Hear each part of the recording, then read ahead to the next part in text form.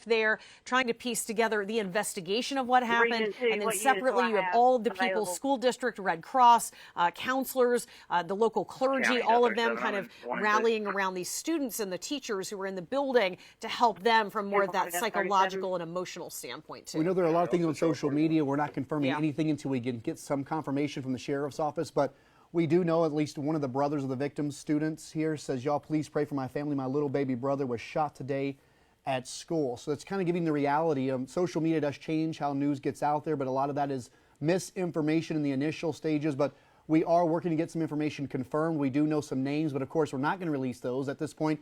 It's not really important at this hour. It's mainly keeping an eye on these victims here, 2 students plus a teacher. And also we have a 4th victim at a house about 3 miles from Townville Elementary School. And we do know these are connected in some way, just not sure exactly how.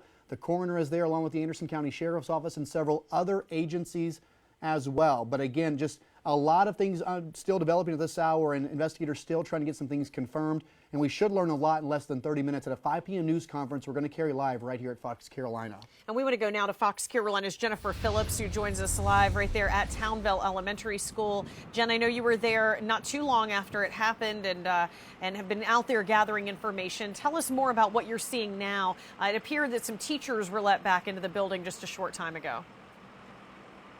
That's right, Diana. Investigators tell us these are some staff members here. They're probably inside trying to get some more information, maybe about what some of these employees heard, what they saw, what they did.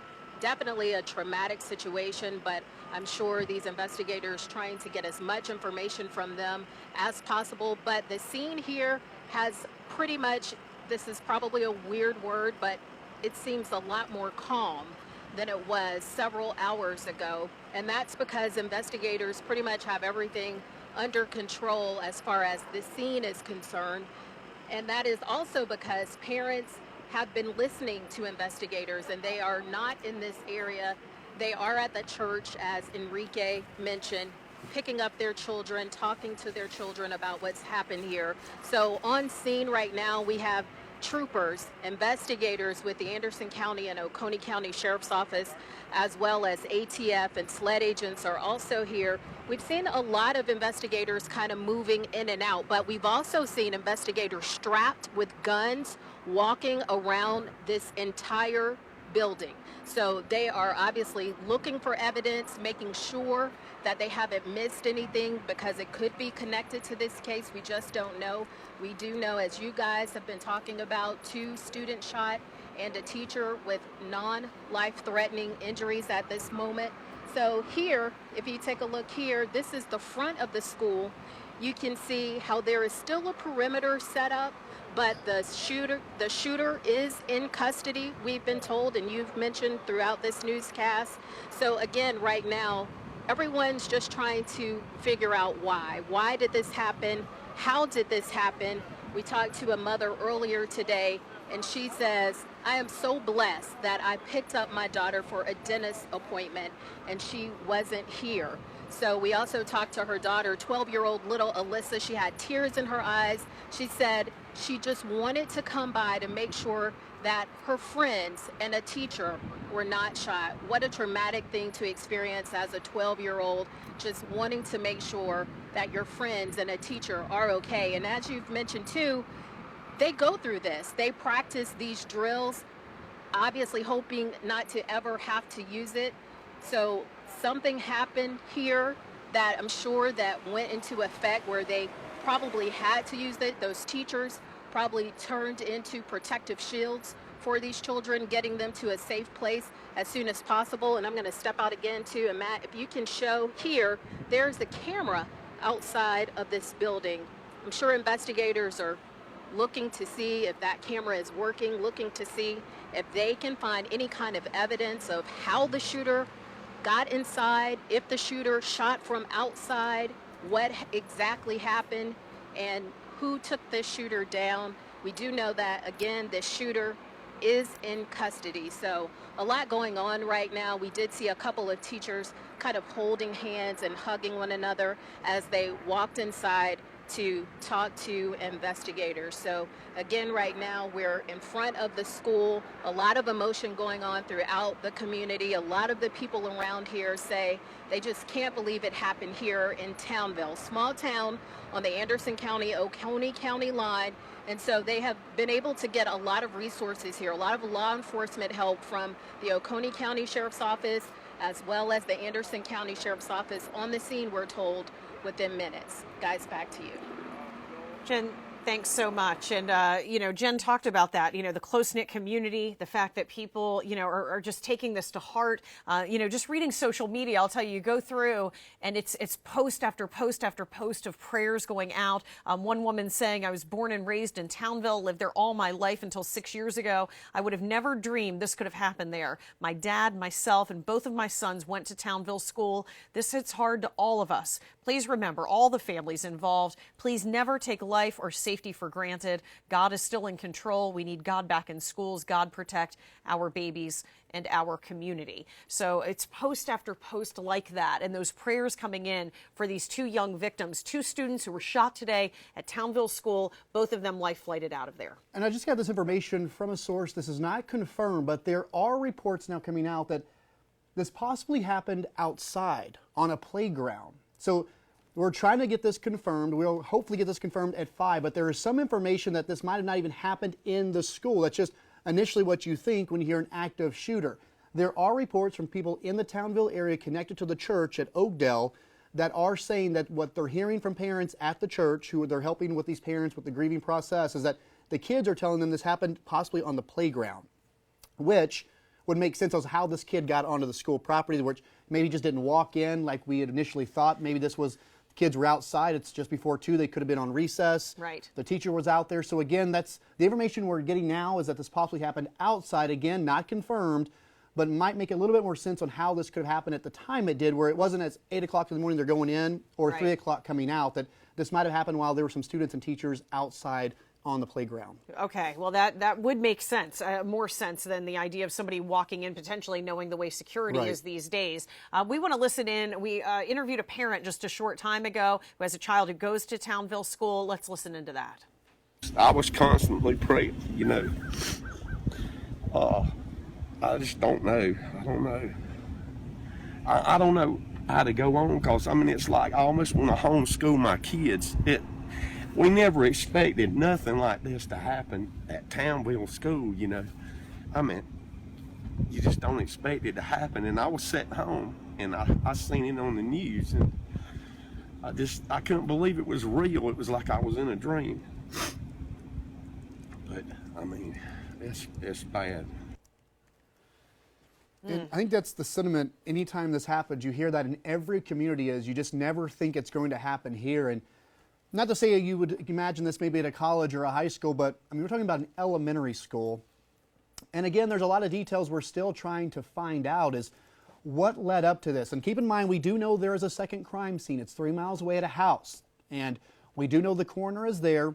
And it's pretty obvious by this time that these two are connected. They're not coming right out and saying, yes, they are connected, but when the coroner uses the possible term, or the terms possibly connected, there's a good idea it is. There's a large law enforcement presence there. So the question is, what transpired? Was there a specific target here that maybe it just wasn't a random shooting at a school? Did this teen suspect go there for one target, and possibly there were other just innocent victims in that range or in the line of fire here? So that's what we're really trying to figure out, is, was this really a random shooting, or was this more of a targeted shooting? Because we do know there is at least one dead at a house nearby 3 miles away, and we have 3 victims, including a teacher and 2 students there at the school, Diana. Yeah, so a lot to think about of exactly how all of this would have transpired, knowing, if it did happen outside, that students may have been out there on the playground, that it would be, a situation that it could happen that way. And we want to take a look at that other scene that Cody talked about. This is Osborne Road, not too far there from the school, which is another scene that, as the coroner said, is possibly connected, if not probably connected, to what happened there. So these two scenes, very much a lot of law enforcement presence here as they piece together, exactly what happened. What was the chain of events? Did whatever happen at this home on Osborne Road, did it happen before what happened at the school? Apparently apparently so. If the teen was involved, how did that teen get from there to the school? What was the time frame of all of this? And what's the motivation for all of this? And those are all questions we're hoping at least to start getting answers to coming up at a news conference at 5 o'clock when Anderson County authorities will be talking about all of that. And again, we are still, as Dinah mentioned, trying to piece together what unfolded. But I can tell you now, from a second person in the Townville community that knows about this investigation, has ties to the victim, and also knows this teen suspect, who we are not going to identify. But what this person is telling me, again, this is not from the law enforcement. We're going to get that update here in about 14 minutes. But what we're being told, or at least I have been told, is that this did, again, we're hearing happen on a playground, Diana. And they said that this teen suspect, now this is again from witnesses who've been talking to people connected to the shooting, jumped the fence and opened fire. So again, the question is, did that teacher take this student down and was hit while that happened? Right. That's the question. So what we're hearing now, it's leaning more towards the fact that the student or this teen did not walk in the school, but this happened outside of the school, Dinah. So that's making a little more sense. Not that this makes sense at all, but the question earlier was, how did this teen get into school just before 2 p.m.? Most schools are pretty much tight locked. Yeah, I mean, you just right. can't walk into them these days. That's right. But it's concerning to think that someone would use that opportunity of kids potentially out there on the playground or having PE class or whatever they're doing on a beautiful afternoon, that somebody would walk up on these kids like that and basically ambush. So that is something and a question we will be asking and hoping to get an answer to coming up in just a couple of minutes, really 15 minutes or so from now at the Anderson County Sheriff's Office, where they will be holding a news conference. This school, I mean, we call it Townville Elementary School. That's what it says on the sign that you see right there. People who live there, they call it Townville School. That is Townville's school. It is the center of their community. It's a place that people I've heard from on Facebook who say, hey, I went there, my dad went there, my kids went there. Generations of people who this is the centerpiece of their community. And that centerpiece has been ripped apart today by a teenager who went in onto the property and shot students today and shot a teacher there today. You have law enforcement that's come out, not only from Anderson and Oconee counties there. We've had statewide law enforcement, SLED rushing to the scene. We've had the ATF out there as well, who will all work on piecing this together. And then we have the community aspect of all of this, the area churches that immediately provided an opportunity and a place for them to take the kids to safety. Oakdale Baptist Church opening their doors there, opening their parking lot to all of these school buses as kids were offloaded this afternoon, meeting up with their parents once again. We've got the Red Cross that has come in providing psychological first aid to kids who now have to face the fact that they were inside a school building or right there on the property of a school where someone came up and started shooting. So all of those aspects are being covered right now. Local clergy stepping up to help, the prayers coming in from across the community as well, and all of that coming together this afternoon in Townville. And the largest school district in the state just putting out a statement, Greenville Schools, saying our thoughts and prayers go out to the students, teachers, admins, and families of Townville Elementary School and Anderson District 4. Of course, anytime this happens, I can imagine every school district says we need to start looking at our plan to make sure we are aware of what's happening, because again, if this could happen in a small community like Townville, it can happen anywhere. That's right. And, and if it did happen out on the property like that, will that change some of the aspects of the way security is handled, not just in a building, but on the school property itself? Because unfortunately, the way these playgrounds are, it's pretty open there. But will that be looked at not only in Townville, but other areas? A couple more tweets that have come in from South Carolina lawmakers, hearing from Senator Lindsey Graham saying prayers for Townville. Representative Trey Gowdy, who's from right here in the upstate, a former solicitor, praying for Townville. And then Senator Tim Scott, who's based out of the Low Country but represents much of the state, saying my heart is sick for Anderson and South Carolina, praying initial reports of no loss of life remain true, and for those injured and their families. So reaction coming in really from all over, from lawmakers, from schools, from school districts, and just from people who live there in the community, very much moved by what they've seen and heard that happened today at Townville Elementary School. So you can see, firefighters are out there, and we heard earlier from the school district saying they were among the first that were there, the rescue squad and firefighters, because you think about in Townville, that's the closest thing.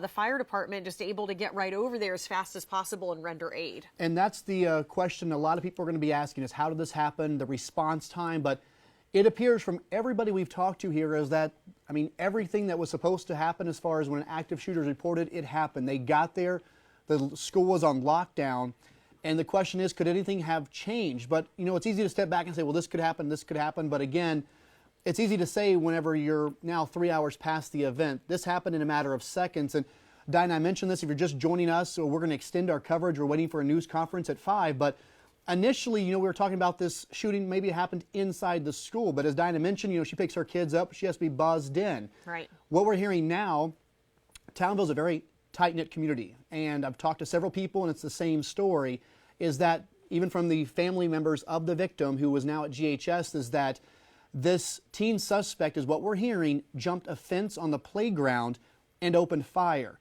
So the question is, were they targeting somebody on that playground? That's kind of a random thing to do here, and that's where 2 students were shot and this teacher was grazed. And the next question is this teacher the one that took down this student? Because the student wasn't shot, which you think of an active shooter, most times it doesn't end well, because if there's an active shooter, law enforcement go in and take down the threat, and by taking down the threat usually means shots are fired. SLED has still not come out and said they're investigating an officer-involved shooting, which we're now almost 3 hours after the shooting, so that would have already happened. So what we're hearing, the likely scenario is that this happened outside and this teacher might have been the one to take down this student. But again, it's unconfirmed. These are from people there that have some knowledge of the shooting and from the victim's family.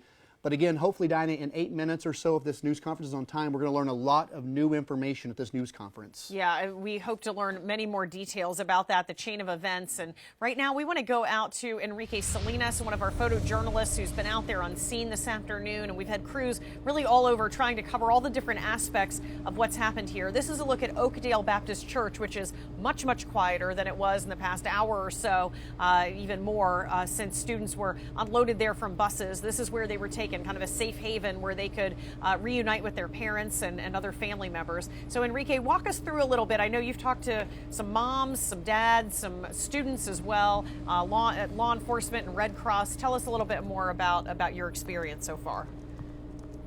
That is correct, Diana and Cody. And when I was coming to this area, I had to get off on exit 11. And as soon as I got off the exit, a lot of cars. The traffic was jam-packed. There were cars everywhere. And the church is just a few miles away from 85 South, which is exit 11. And as soon as I got off, I couldn't even drive. So I had to talk to a police, and I also talked to a highway patrol officer there to let me in. So I kind of cut off through the traffic on the side of the road. Driving in, the parking lot of the church was packed. There was no room. There were parents everywhere. There was an ambulance.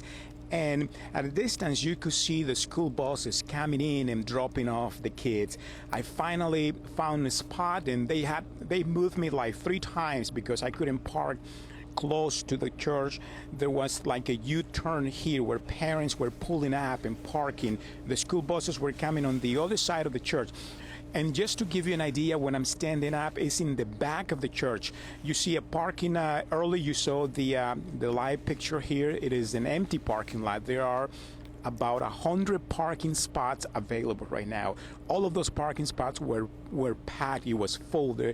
Everyone was walking. I saw parents with tears in their faces. They were very desperate to get to the school bus's door. Some of them were waiting there with tears and hoping to see their children. And as you know, it's something that a parent doesn't want to go through.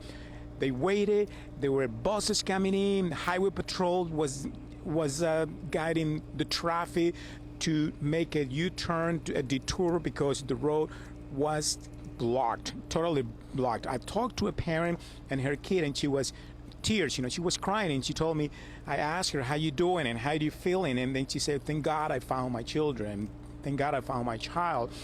It is a dream that no one wants to go through, she told me, and she was crying, and I didn't blame her. And then later you can see the more highway patrol officers pulling in, Anderson deputies, city police, and even parents who don't have children in this elementary school.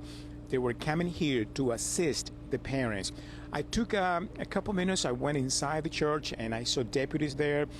They were questioning. They were asking questions to parents and teachers. I saw the teachers from the elementary. They were on the right side of the corner. They were talking to a few deputies there. They were crying. They were in shock. Then the parents were coming in and coming out of the building.